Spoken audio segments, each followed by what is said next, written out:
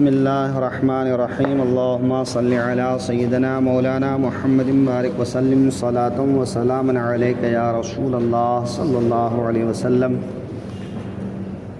اللہ تبارک و تعالی کا ارشاد ہے وَمَنْ أَظْلَمُ مِمَّنْ مَنَعَ مَسَاجِدَ اللَّهِ أَنْ يُذْكَرَ فِيهَا اسْمُهُ وَسَعَى فِي خَرَابِهَا، اور اس سے بڑھ کر ظالم کون جو اللہ کی مسجدوں کو روکے ان میں نام خدا لیے جانے سے اور ان کی ویرانی میں کوشش کرے۔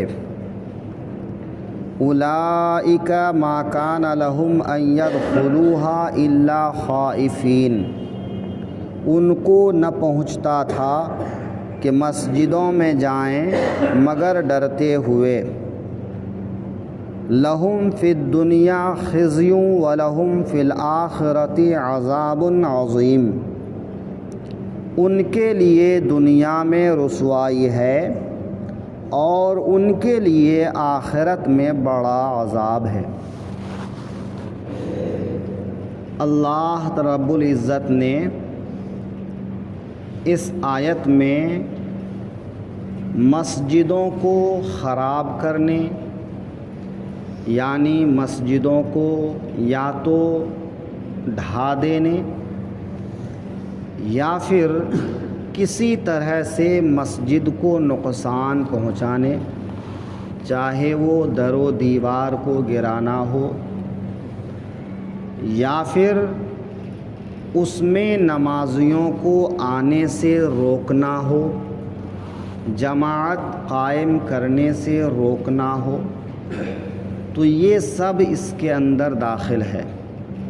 تو جو اللہ کی مسجد میں اللہ کا نام، اللہ کا ذکر کرنے سے روکے وہ بڑا ظالم آدمی ہے۔ اس آیت کے شان نزول کے سلسلے میں یہ کہا گیا ہے کہ روم کے نصرانیوں نے بنی اسرائیل پر فوج کشی کی۔ ایک بادشاہ تھا نصرانیوں کا، عیسائیوں کا، خطیوس نام کا، کہ اس نے بیت المقدس میں جو لوگ رہ رہے تھے ان پر حملہ کیا، ان کے جوانوں کو قتل کیا، بچوں کو غلام بنایا اور بے دریغ خون بہا کر یہودیوں کو تباہ اور برباد کر دیا۔ پھر مسجد اقصی کو ان لوگوں نے اپنے قبضے میں لے کر اس کی بڑی بے حرمتی کی، یہاں تک کہ اس میں غلاظت ڈالے، اس میں خنزیر ذبح کیے اور طرح طرح سے بیت المقدس کی ویرانی میں، بربادی میں ان لوگوں نے کوشش کی۔ تو بیت المقدس کو اس طرح سے ان لوگوں نے ویران اور برباد کر دیا۔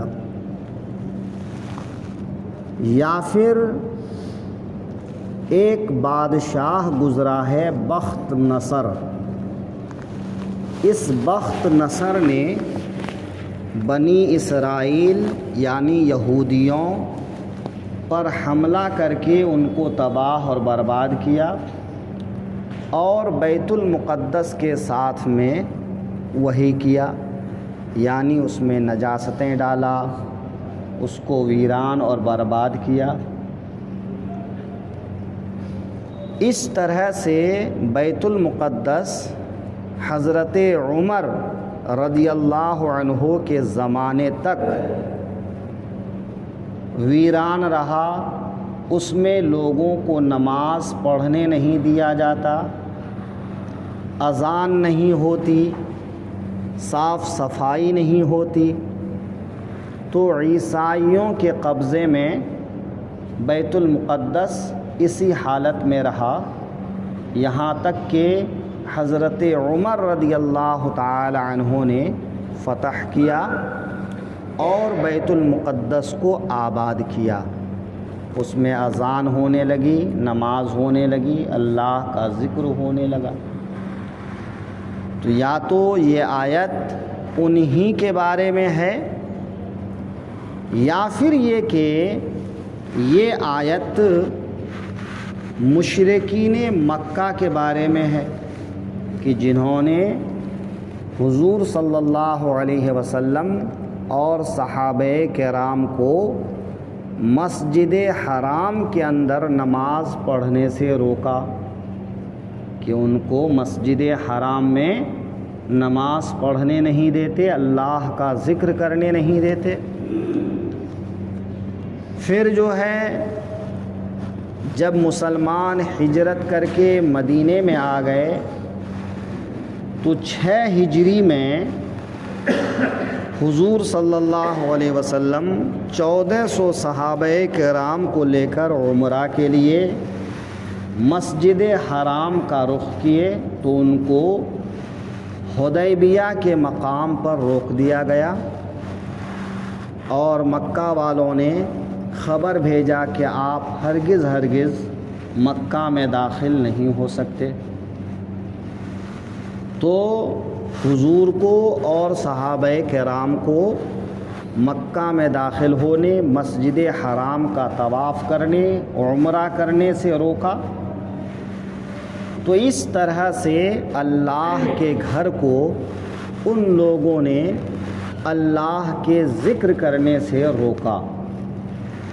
یا تو ان مشرکین کے بارے میں یہ آیت نازل ہوئی، یا یہ کہ جب تحویل قبلہ کا حکم آیا، قبلہ بدلنے کا حکم آیا، تو حضور صلی اللہ علیہ وسلم خانہ کعبہ کی طرف منہ کر کے نماز پڑھنے لگے، تو مدینے کے یہودیوں نے ہر طرح سے کوشش کیا کہ مسلمان مسجد حرام کی طرف منہ کر کے نماز نہ پڑھیں، یا پھر انہوں نے مسجد حرام کے خلاف اور مسجد نبوی کے خلاف در پردہ سازشیں کی۔ تو یہ سب کچھ شان نزول کے بارے میں کہا گیا ہے، اور ہو سکتا ہے کہ یہ سب مراد ہو۔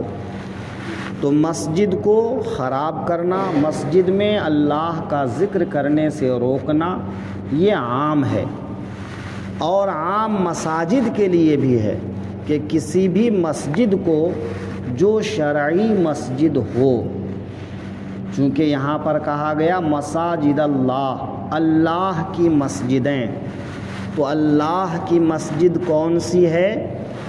جو رسول اللہ کی ذات سے منسوب ہو، لہٰذا جو رسول سے منسوب نہ ہو وہ مسجد ہی نہیں۔ جیسا کہ مسجد ضرار کہ حضور صلی اللہ علیہ وسلم نے مدینے میں جب مسجد نبوی تعمیر فرمائی تو کچھ لوگوں نے ایک دوسری مسجد بنا لیا اور کہا کہ آپ آ کر اس مسجد میں نماز پڑھا دیں تاکہ جو ہے ہماری مسجد میں بھی لوگ نماز پڑھنے لگے۔ لیکن اس کے پیچھے ان کا منصوبہ بہت غلط تھا کہ مسجد نبوی ویران ہو اور حضور صلی اللہ علیہ وسلم کو نقصان پہنچایا جائے۔ تو اللہ تعالیٰ نے وحی کے ذریعے سے اپنے حبیب کو خبردار کر دیا کہ اے محبوب اس مسجد میں آپ نماز پڑھانے نہ جائیں، ان کے مقاصد یہ ہیں۔ تو حضور نے اس مسجد کو گروا دیا، تو اس مسجد کا نام ہی مسجد ضرار رکھا گیا۔ تو ایسی مسجدیں جو اسلام کو نقصان پہنچانے کے لیے بنائی جائیں وہ اللہ کی مسجدیں نہیں ہیں، ہے نا۔ اسی لیے علماء اور فقہا کہتے ہیں کہ جو مسجدیں بنیاد سے ہی وہابی بنائیں وہ مسجدیں مسجد نہیں۔ ان کی اذان نہیں، ان کی نماز نہیں، اس لیے ان کے پیچھے نماز پڑھنے اور ان کی مسجد میں جانے سے روکا گیا ہے نا؟ چونکہ ان کی مساجد کا مقصد ہی ہے کہ رسول اللہ صلی اللہ علیہ وسلم کی توہین کی جائے، ان کی تنقیص کی جائے، ان کی تحقیر کی جائے، اور اس مسجد سے وہ لوگ یہی کام کرتے رہتے ہیں، لہٰذا ان کے لیے یہی حکم ہے۔ تو جو کوئی بھی مسجد میں جانے یا مسجد کو کسی طرح نقصان پہنچانے کی کوشش کرے وہ اس کے اندر شامل ہے، اور اللہ تعالیٰ کے اس وعید کا وہ حقدار ہے نا؟ تو من اظلم، کون ہے اس سے بڑا ظالم؟ تو یہ من جو ہے یہاں پر سوال کرنے کے لیے ہے، یعنی استفہام انکاری کے معنی میں ہے۔ مطلب یہ ہے کہ ان سے بڑھ کر ظالم کوئی نہیں ہے نا؟ ممن منع مساجد اللہ، جو اللہ کی مسجدوں سے روکے لوگوں کو کہ یا تو مسجد میں جانے ہی نہ دے۔ آج بھی یہ سلسلہ جاری ہے، بہت سی جگہ مسجدوں میں جانے سے روکا جا رہا ہے۔ آپ نے سنا ہوگا مسجد اقصی میں کس طرح سے اسرائیلی فوج کے ذریعے سے تباہی مچائی جا رہی ہے۔ اللہ حفاظت فرمائے، ہے کہ نہیں؟ تو وہ ظالم لوگ ہیں جو اللہ کی مسجد سے لوگوں کو روکتے ہیں، اللہ کا نام لینے سے اس میں روکتے ہیں اور اس کو ویران اور خراب کرنے کی کوشش کرتے ہیں۔ حالانکہ ان یہودیوں نصرانیوں کا یہ حق تھا کہ وہ بھی اللہ کے گھر میں اللہ کو ڈرتے ہوئے جائیں، کیونکہ ان کو حکم یہی تھا کہ وہ آخری پیغمبر پر ایمان لے آئیں، اور جب وہ ایمان لے آتے تو اللہ کا ڈر دل میں رکھ کر مسجد میں جاتے۔ تو مسلمانوں کو ہر جگہ اللہ کا خوف رکھنا چاہیے، لیکن مسجدوں میں خاص کر رکھنا چاہیے کہ مسجدوں میں جب جائیں تو وہاں شور و غل نہ کریں، وہاں سیاست کی باتیں نہ کریں، وہاں ایسی باتیں نہ کریں جس کا اللہ کے ذکر سے کوئی تعلق نہ ہو، دنیاوی باتیں نہ کریں۔ لہٰذا مسجدوں میں دنیا کی باتیں کرنا مناسب نہیں۔ تو چاہے وہ مسلمان ہوں یا اور کوئی، مشرکین سے مطالبہ کیا ہے کہ وہ ایمان لے آئیں اور مسجدوں کا ادب کریں۔ یہود و نصارہ کے لیے کیا حکم ہے کہ وہ ایمان لائیں اور مسجد میں ڈرتے ہوئے داخل ہوں، یا پھر یہ کہ ایک دن ایسا آئے گا کہ ان کو مسجد حرام میں جانے کی اجازت نہیں ہوگی، جیسا کہ سن 9 ہجری میں ہجرت کا جب 9واں سال ہوا، مکہ فتح ہو گیا اور لوگ جوق در جوق اسلام قبول کرنے کے لیے مدینہ آنے لگے، تو اس بار حج کرنے کے لیے حضور نے حج کا امام حضرت ابو بکر کو بنایا۔ تو حضرت ابو بکر حج ادا کرنے کے لیے لوگوں کو لے کر مسجد حرام میں گئے، تو بعد میں کچھ آیتیں نازل ہوئیں، ان آیتوں کو لے کر حضرت علی کو بھیجا اور کہا کہ یہ آیتیں ابو بکر پڑھ کر سنائیں اور یہ آیتیں آپ خود پڑھ کر سنائیں۔ تو ان آیتوں میں یہ حکم دیا گیا تھا، یا اسی سال سے اب مشرکین مکے کا طواف، خانہ کعبہ کا طواف نہیں کریں گے، مشرکین کو وہاں داخل ہونے کی اجازت نہیں ہوگی۔ پھر پورے حجاز کے بارے میں یہ حکم دیا گیا کہ حجاز کے اندر مشرکین کو رہنے کی اجازت نہیں ہوگی۔ تو اب جو ہے کوئی بے جھجک وہاں جا نہیں سکتا۔ ہاں کوئی چھپ چھپا کر جائے، ڈرتے ڈراتے جائے تو ایک الگ بات ہے کہ نہیں، ورنہ خانہ کعبہ میں اور حجاز میں جانے سے مشرکین کو روک دیا گیا، یہود و نصارہ کو روک دیا گیا، یہاں تک کہ یہود و نصارہ کو پہلے تو مدینے سے نکالا گیا، پھر ملک شام سے نکالا گیا، پھر جو ہے زمانہ آگے بڑھتا گیا، فتوحات بڑھتے گئے اور یہود و نصارہ کے لیے زمین تنگ ہوتی چلی گئی۔ تو ان کے لیے حق یہ ہے کہ وہ ڈریں اس دن سے جس دن ان کو نکال باہر کیا جائے گا۔ لہذا ہمیشہ ایک ہی حالات نہیں رہتے، حالات بدلتے رہتے ہیں۔ جب ظلم بڑھ جاتا ہے تو اللہ اس قوم کو بدل کے دوسری قوم کو لاتا ہے، تو ایک قوم پر دوسری قوم کو غالب کرتا ہے تاکہ زمین میں انصاف قائم رہے، ظلم ختم ہو جائے۔ لہذا ظالم کے لیے یہ عبرت ہے کہ وہ ہمیشہ ان کا ظلم باقی نہیں رہے گا۔ ہاں جب مسلمان اہل ایمان اللہ کا خوف چھوڑ کر دنیا کا خوف دل میں بسا لیں گے، جب وہ اس طرح سے بزدل ہو جائیں گے تو پھر ان پر ظالموں کو اللہ مسلط کر دے گا۔ اور آج پوری دنیا میں دیکھیں آپ کہ ظالموں کو مسلط کر دیا گیا ہے۔ 52 ملک ہونے کے باوجود بھی کہیں کوئی عزت سے سانس نہیں لے پا رہا ہے، دوسروں کی غلامی میں زندگی گزار رہے ہیں، ہے کہ نہیں؟ جو اسلام اور مسلمانوں کو ایک کرنے کی بات کرے اس کو فوراً ہٹا دیا جاتا ہے، اس کے عہدے سے ہٹا دیا جاتا ہے۔ تو ظالم قومیں مسلط ہیں۔